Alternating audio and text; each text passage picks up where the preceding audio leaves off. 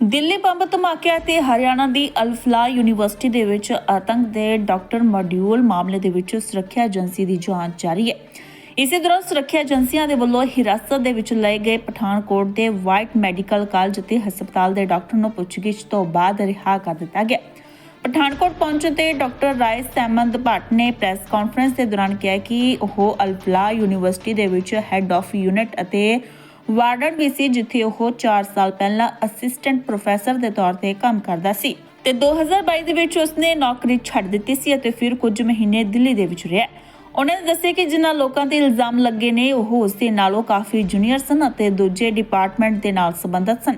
ਹਸਪਤਾਲ ਦੇ ਵਿੱਚ ਬਹੁਤ ਸਾਰੇ ਡਾਕਟਰ ਹੁੰਦੇ ਨੇ ਅਤੇ ਮਰੀਜ਼ਾਂ ਦੀ ਜਾਂਚ ਦੇ ਸਮੇਂ ਆਪਸੀ ਤਾਲਮੇਲ ਬਣਾਉਣਾ ਪੈਂਦਾ ਹੈ, ਇਸ ਲਈ ਇੱਕ ਦੂਜੇ ਦੇ ਨਾਲ ਜਾਣ ਪਛਾਣ ਰਹਿੰਦੀ ਹੈ। ਇਸ ਦੇ ਨਾਲ ਡਾਕਟਰ ਭੱਟ ਨੇ ਹੋਰ ਕੀ ਕੁਝ ਕਿਹਾ, ਆਓ ਤੁਹਾਨੂੰ ਵੀ ਸੁਣਾਉਂਦੇ ਹਾਂ। First of all, good afternoon, everybody. Myself, Dr. Rais. I am here associate professor in White Medical College, almost from 2 years. मैं दिल्ली में काम करता था। वहाँ हमदर्द इंस्टीट्यूट, हिमसर बोलते हैं उसको, Hamdard institute of medical sciences, that is number 1 private medical college in Delhi.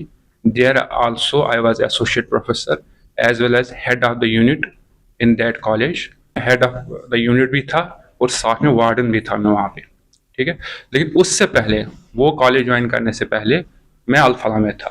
तो लगभग तब से 3.5-4 साल मान लो हो जाते हैं, 3-4 साल। तो 3-4 साल पहले मैं अल-फलाह में काम करता था एज असिस्टेंट प्रोफेसर। तो जो असिस्टेंट प्रोफेसर से वहाँ मैंने छोड़ दिया लगभग अक्टूबर में, 2022 में। तो 2022 में वहाँ छोड़ दिया अल-फलाह यूनिवर्सिटी जब मैं फिर दिल्ली गया। तो शॉर्टकट में ये बताऊंगा कि उस टाइम कुछ महीने पहले जिनके ऊपर ये इल्ज़ाम लग रहा है वो वहाँ पे आए और उन्होंने ज्वाइन किया। And they were very junior to me and not in my department, they were in other दूसरे डिपार्टमेंट में काम कर रहे थे। जैसे इमरजेंसी में थे, वो फिजिशियन था, आई एम सर्जन। तो कुछ महीने थे वहाँ पे। अब ये तो हर लोग जानते होंगे, आपको भी पता होगा, एक हॉस्पिटल में जब जो बहुत सारे डॉक्टर्स हैं, चाहे वो डिपार्टमेंट अलग भी हो, एक इंटरेक्शन बनता है पेशेंट्स की वजह से। कि एक पेशेंट उनके पास होता है इमरजेंसी में, तो वो कॉल करेंगे कि ये सर्जिकल पेशेंट है, आके देख लो, ठीक है। या दूसरी तरफ से फिजिशियन की जरूरत पड़ती है, वो कॉल करेंगे मुझे कि आके देख लो। इस तरह नेचुरली सब डॉक्टर्स का आपस में इंटरेक्शन कंटिन्यू रहता है, इसमें कोई डाउट ही नहीं है। तो वो इंटरेक्शन उनके साथ था इतना, मतलब that was a professional interaction, तो वो तो होना ही था। तो लेकिन क्या है कि चूंकि इतना बड़ा इंसिडेंट हुआ, इतना बड़ा सान्या हुआ, पूरे देश के लिए एक हिला देने वाला सान्या है, तो इस वजह से ये जरूरी है कि हर एक से क्वेश्चनिंग की जाए जो भी इसके रिलेटेड है। इवन इफ मैंने 3-4 साल पहले छोड़ दिया, तब भी उनके लिए ये जरूरी है कि इन्वेस्टिगेट तो होना चाहिए, क्वेश्चनिंग होनी चाहिए रिगार्डिंग दैट। और दैट इज वाई कि उन्होंने इस वजह से मुझे वहां पे क्वेश्चनिंग के लिए बुलाया। और क्वेश्चनिंग जो भी हुआ वहां मुझे बहुत ज्यादा रेस्पेक्ट के साथ उन्होंने रखा। अब जहां वो खुद बैठे थे उससे ज्यादा फैसिलिटीज और बाकी प्रोवाइड की, और हर चीज में जो भी मैं बोलता था वो प्रोवाइड होता था। तो उसके बाद जब सुबह मॉर्निंग, चूंकि हम लेट पहुंचे वहां पे, अदरवाइज वो शाम को ही सब क्लियर करने वाले थे। लेट पहुंचने की वजह से उनको ये हुआ कि सुबह हम अब क्वेश्चनिंग करेंगे। तो क्वेश्चनिंग करने के बाद ही, कुछ टाइम के बाद ही उनके हेड ने बोला आगे से इसका कोई क्वेश्चनिंग नहीं करेगा, हो गया क्लियर सब कुछ, अब कुछ भी नहीं है ऐसा, इनका सिंपल फ्री कर दो, इनका सब कुछ क्लियर है। लेकिन जरूरी है कि एक मेडिकल बनाना पड़ेगा और हैंड ओवर करना पड़ेगा। एक हैंड ओवर के लिए मुझे फिर किसी रिलेटिव को बुलाना था, जिसकी वजह से टाइम लग गया, और फिर मेडिकल कराने में थोड़ा सा टाइम लग गया, जिसकी वजह से थोड़ा आप कह सकते हो दिन का कुछ टाइम उसमें गुजर गया। अदरवाइज मॉर्निंग में ही ऑलमोस्ट उन्होंने क्लियर कर दिया था।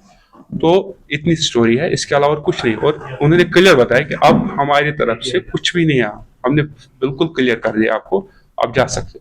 डॉक्टर साहब, आपने वहाँ पे ज्वाइन करा था जहाँ एक समय पे आपने ड्यूटी करी थी, यही एक क्वेश्चनिंग थी, मतलब इन बिटवीन उसके बाद आपका कोई रास्ता नहीं रहा? उनके कॉलिंग वगैरह हुई हो किसी के साथ? नहीं, उनके साथ कोई इंटरेक्शन कभी उसके बाद पोस्ट लीविंग द अल-फलाह लेने के बाद ऐसे कोई इंटरेक्शन मुझे साथ किसी व्हाट्सएप चैट पे कभी कुछ नहीं हुआ, ऐसे मैसेज कभी नहीं हुआ, कभी मैं उनसे मिला नहीं हूँ। वो यही चाहते थे, असल क्वेश्चन ये थी, क्या उसके बाद कभी आप मिले हो कहीं पे आउटसाइड, या कश्मीर में कभी मिले हो, या वो कभी और जगह आप दिल्ली गए, दिल्ली में था ना मैं कुछ टाइम के लिए, वहां कभी आए हो आपके पास मिलने के लिए? और ऐसा बिल्कुल भी कोई कांटेक्ट नहीं कि मैं इनके साथ कभी मिला हूँ, या कभी हमारे कोई आउटसाइड कोई मुलाकात हुई, या कोई और मैसेजेस के जरिए आपस में कोई कांटेक्ट हुआ, कुछ भी नहीं हुआ था ऐसा। सर ऐसा लगता है कि जैसे डाउट्स क्लियर करने के लिए आपको बुलाया गया है।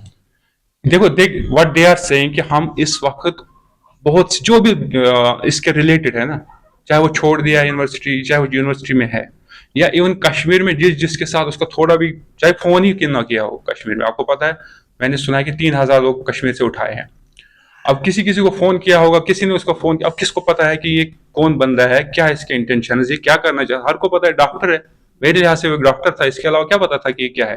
तो हम भी तो इसी लिहाज से वो इंटरेक्शन, अगर सपोज मैं मानता हूं कि अगर कोई ऐसा बंदा भी हो जो छोड़ भी दिया, तब भी तो हो सकता है वो कभी फोन करे कि यार ऐसा क्या चल रहा है यूनिवर्सिटी में, कैसे है, सब एज डॉक्टर तो फोन कर ही सकता है ना।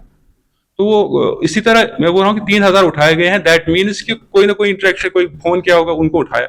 इसी तरीके से यहाँ पे भी अल्फाला में अगर कोई भी इंटरेक्शन रहा है, वो बोले कि जो कुछ महीने आपका इंटरेक्शन रहा है, ये क्वेश्चन उसके लिए जरूरी, हमें कोई भी लीड मिल जाए ना इस रिलेटेड कि इनका बिहेवियर, ये किससे मिलते थे, कुछ भी लीड हमें चाहिए, इसलिए हम सबसे क्वेश्चनिंग कर रहे हैं और उसी क्वेश्चनिंग का पार्ट आप भी हो।